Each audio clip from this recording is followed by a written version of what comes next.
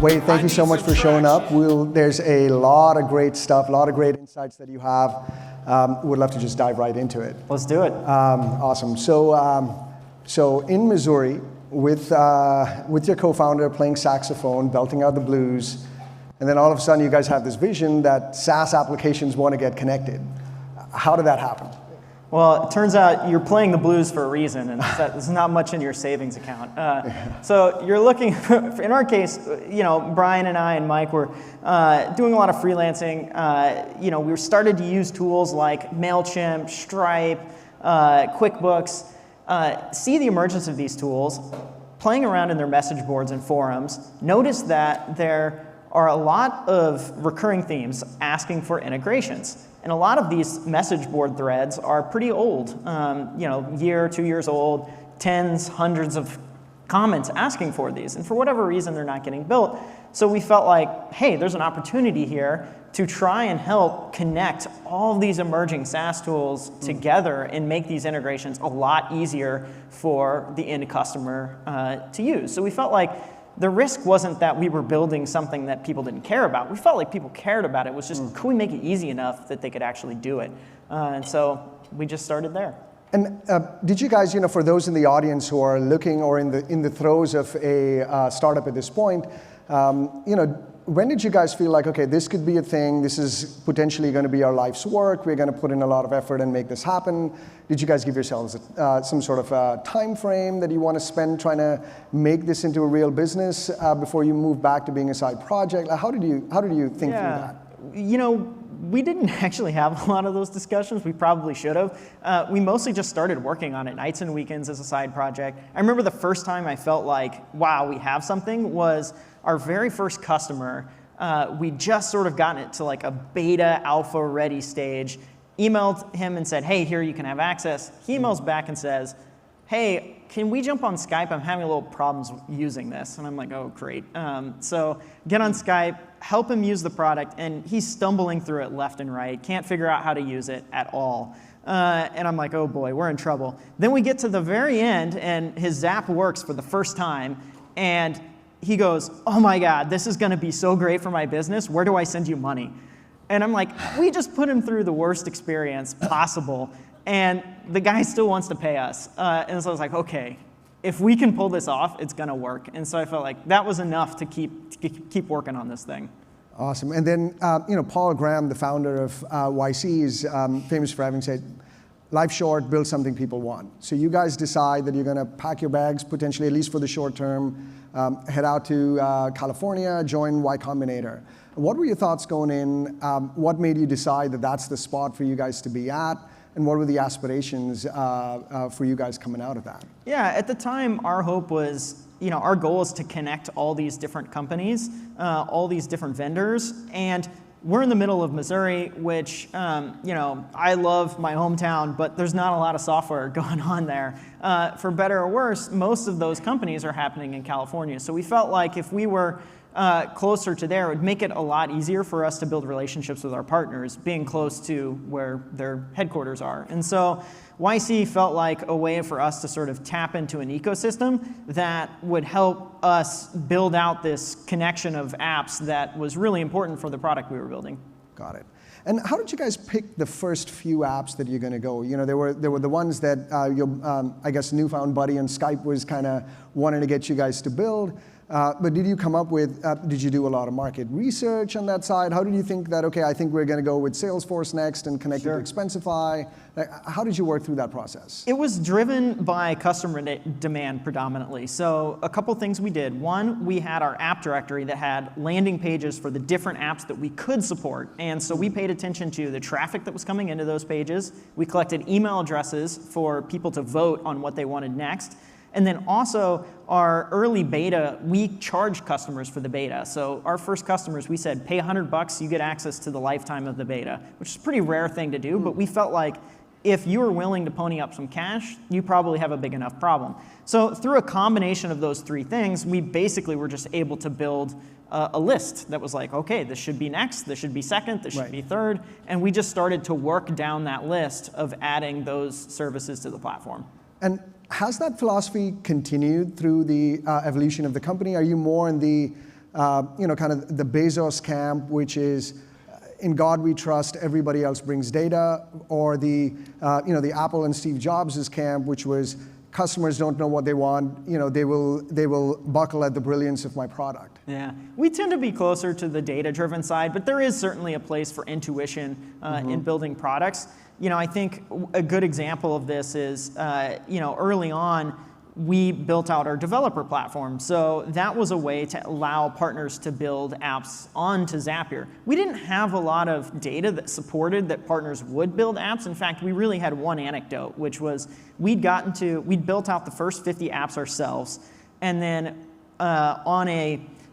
it was like a Saturday morning at 2 a.m., we got an email from Aaron at Box saying, why isn't Box on Zapier?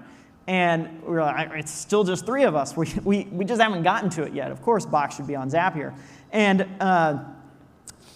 through that, we thought, well, if Aaron cares enough, maybe he would devote an engineer or two to help build this out. And so, especially if he's tweeting at 2 in the morning. Yeah, exactly. So we thought, well, maybe if we were able to have a developer platform, we could accelerate the number of apps coming on the platform by getting the vendors to build the integrations directly. And so, we had one anecdote that sort of supported that with some intuition that, hey, that could be useful. And so we built out the first prototype of our developer platform in a couple weeks. And since then, 99% of the apps of the 1,500 apps on Zapier have been built by our partner ecosystem. So, there's moments where you have like a bit of intuition around it, and I think you have to chase that. But also you're, like the early days of deciding what apps to build next, that was predominantly data-driven. So, I think there's a place for both. Sure. And as you guys are going out building these apps, I'm sure it takes a lot of work, there's a lot of effort, so you got to figure out, okay, how do we convince our customers to pay us money? There's various ways in which we've seen companies do this. There's the value-based pricing, there's the, how much does it cost? Well, it depends on how much you got, sort of a deal. There's usage-based pricing, there's per user per month subscription pricing. We haven't really seen cases where people have come up with an algorithm or try to be inspired by an algorithm, which is how you guys got started. So could you talk a little bit more about how you initially priced the product and how that's evolved over time? Yeah, so we initially had our beta pricing, but then as we started to launch, we needed like an actual set of price. So we knew people were going to pay for it, but we didn't know how much people would pay for this thing. And this is our first company. We don't have a lot of experience with pricing. So of course we go to the place everyone goes, which is Google, and we start Googling how to price a product. And you hear things like 3 landing pages or 4 pricing models, and they should end with 9s. No, they should end with 0s. And each of us had read these articles. And so we're up late debating this and just arguing over what's the perfect pricing model for this product. And the 3 of us couldn't agree at all on what we should do. And finally, we just kind of got fed up with each other and said, well, we should just do something random like the Fibonacci sequence. And so we actually committed our first pricing to be $11, $23, and $58 a month as our pricing model. Now, obviously, that's not great pricing, but we had that live for several months, and we got subscriptions, and people paid us, and it was kind of working. Now, eventually, still have some users on that pricing? I think there might be a couple of users still on those plans. Not a lot, but maybe a couple. Eventually we evolved from there. But I think, pricing is part art. And so you kind of have to just start somewhere, especially when you don't have any data around it. And then you kind of, as you get more and more customers, you learn where the value is, you learn what the levers are that you can pull, and then you refine it to be hopefully something that, more aligns with what your customers need. Sure. Rather than the Fibonacci sequence. Yeah. Pricing is a great way to, being master of the obvious, get a lot of revenue in the business, which you guys have very successfully managed to do, $50 million plus in revenue at this point. And you've done that on the back of very, very little capital raised. I work for a venture capital firm in the Valley. We're seed investors. We've seen some of the best companies in the world go through us or our friends. It is extremely rare. I don't know if everybody appreciates how rare this is. It harkens back to the old days where Microsoft went public after raising just $1 million. There's MailChimp, Viva Systems, which is at about 61 million the year before they went public. They're a $15 billion company today. But outside of that, there's really very little folks who do that. Everybody's kind of on this venture treadmill. They feel like they have to be in the Valley to raise that. They tend to raise a lot more money. That money gets spent on higher and higher costs that go out.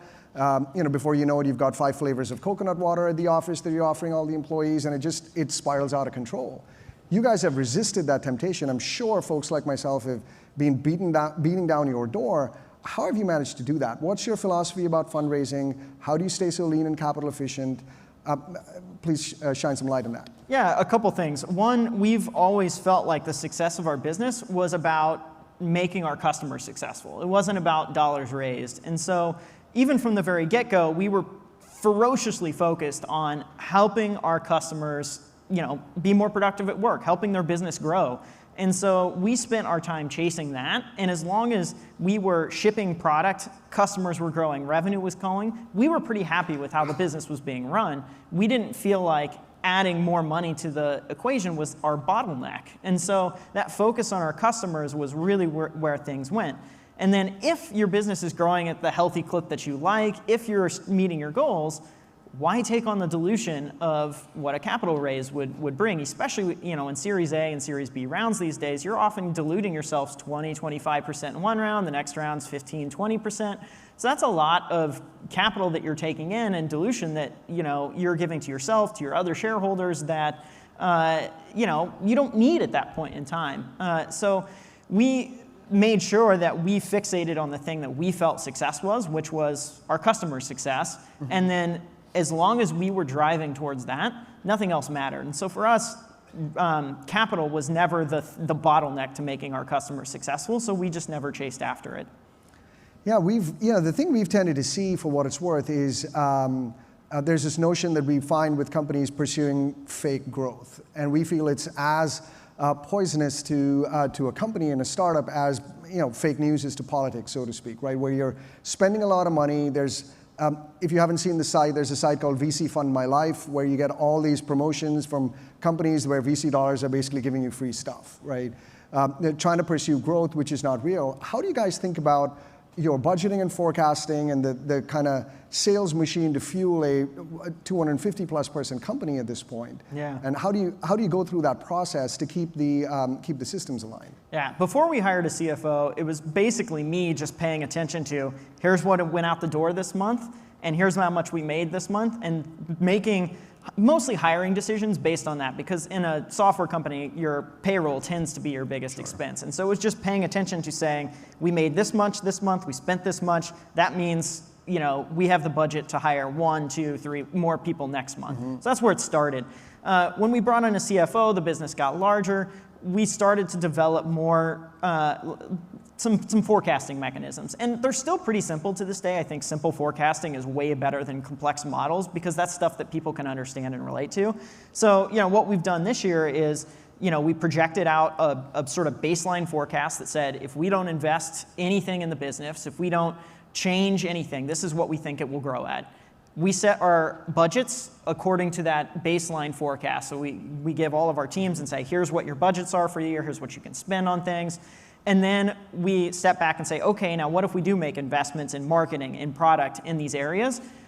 What do we think incrementally we can grow based on? And usually we set a pretty beefy goal based on that. We say, hey, we think we can get to this rate.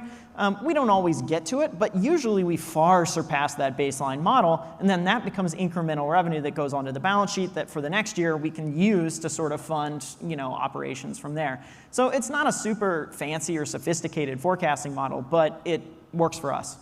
Right. And as you mentioned, if a big portion of your costs are payroll, as Lloyd mentioned, you guys have no offices. I know you've written extensively about that. There's a few seminal blog posts that Wade's put out. I'll tweet those out on just the tools of trade that you've used. But you were also kind of, I guess, innovative for doing the delocation package that you offered people. So could you talk a little bit more about how you've thought about growing the team and how you've thought about the location and where they work? Yeah, early days we started hiring folks. Actually, our former colleagues is where we started hiring. Our former colleagues happen to be in the Midwest. So we were in California, they're in the Midwest. we notice, one, customers continue to grow, we continue to ship product, we're hitting our goals. So we realize location isn't the thing that's slowing us down. So why not open us up to a strategic advantage, which is hiring great talent anywhere it is in the world? And so, we have a team of 250 across 30 states in the US, 20 countries. In fact, we have 20 people here in Vancouver that work at Zapier. And that sort of has allowed us to build up a team of some of the best people in the world at the things that they do. And our retention rates are so much better because we don't have, we have a way of working that sort of aligns with their personal life and their work life can align together. And as a result, we get that sort of continuity of knowledge that is really hard to build in companies when you're constantly turning over your workforce every 2 years, like many companies in the Valley are doing. And it allows us to just grow better and more efficiently because we have people who've been around for a while. And how do you think about, as you've got distributed teams, how do you think about which teams are located nearer or closer to others? There's certain teams that need to potentially communicate in real time. There are other teams that may not need that. And there's benefits that you get from teams being in different time zones. In other cases, it's a curse. How do you think about setting all that straight? Yeah, I think it's evolving. Early on, we were very optimistic about time zone diversity being hugely beneficial for us. So, for example, with support, having a 24/7 follow the sun model, all of a sudden you're able to give 24/7 support. If you have a follow the sun model for your ops team, all of a sudden no one's getting 3 a.m. pager duty calls. So we are really optimistic about the benefits of hiring globally because we could do that. As we've continued to grow, we've sort of seen that on certain teams, think like your product teams, your pizza teams in the Amazon model, there is benefits for time zone overlap. And so we are a little bit more intentional about trying to shape that where there is some continuity or overlap in time zone to make it easier. Because it is difficult when you have a product team with an individual in the Americas and in Europe and in Asia to collaborate. The cycle times are just a little bit slower. So we are a little bit more intentional, but we still are a very global company in how we operate. Yeah, and speaking of teams, how do you guys think about your sales team that goes out and gets you net new logos versus your customer success team that once you've closed a particular customer, they're going to spend the time to land and expand within that account and get you the quote-unquote negative churn that at least in this case, investors love to see, not that you care about that. But how do you think about your go-to-market and the sales motion? Yeah, our go-to-market is primarily driven through marketing and in product. We don't have a sales org today. We do have a large customer support team, about 60 people working on supporting the customer base. But mostly what we're trying to do is hear through our customer support teams where the product is being successful, where it's not, what is causing churn, and then our product teams are paying attention to how do we make it simpler, how do we make it easier, how do we make it more valuable, how do we reduce friction in the buying process so that through the product we're able to sell more and more and more, and we're able to drive more and more adoption of the product.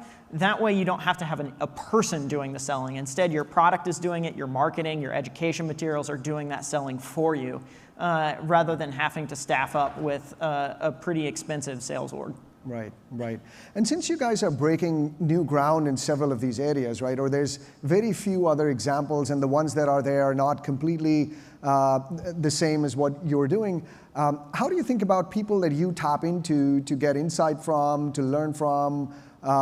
So what, your kind of personal set of mentors, how do you seek them out? How do you work with them? How do you select the people that have kind of done what you'd like to see done when there's so few examples in the market? Yeah, I think the thing that I've tried to do is reach out to, CEOs, founders, C-level people who are in companies that are just beyond where we're at. So, if we're at 20 million, we're looking at 40 million. If we're at 50 million, we're looking at people who are at 100 million. Trying to understand what have they done, what are the sort of successes they've seen, what are the challenges they've seen as they've scaled through that.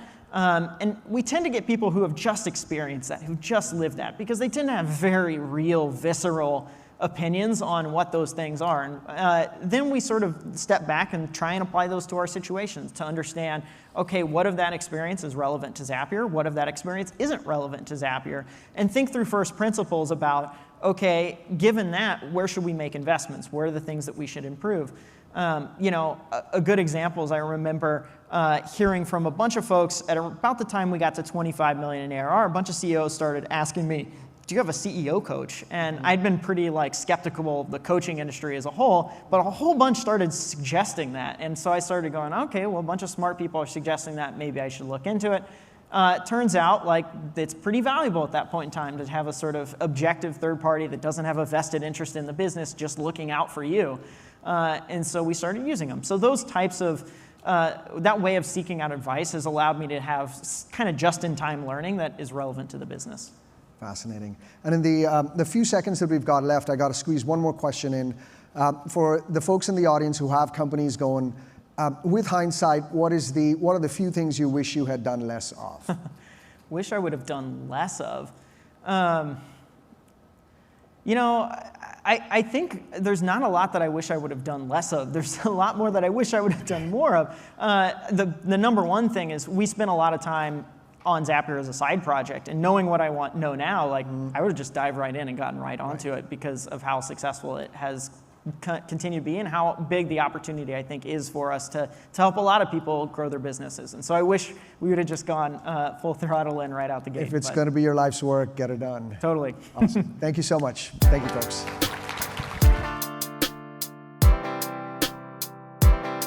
I need some traction. You need some traction.